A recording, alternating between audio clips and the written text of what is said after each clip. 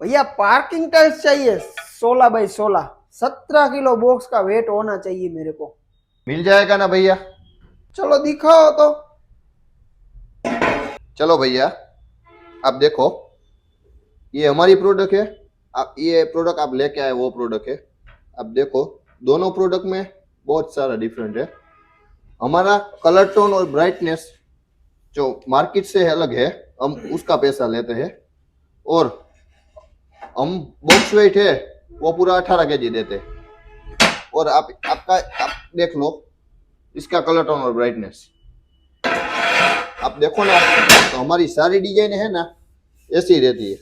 अब देखो सारी डिजाइन, जितने भी डिजाइन हमारी है वो सब डिजाइन का कलर टोन, ब्राइटनेस और उसका सरफेस है वो मार्केट से डिफरेंट ही रहेगा।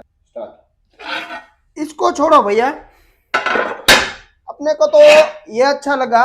और 5-10 रुपया के पीछे कस्टमर का को खराब करने का। वो भैया तो समझ गए।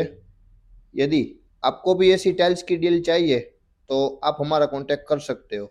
और ऐसी नई नई डिजाइनें और नई नई चीज़ की इंफॉर्मेशन के लिए आप हमारे आईडी को फॉलो कर सकते हो।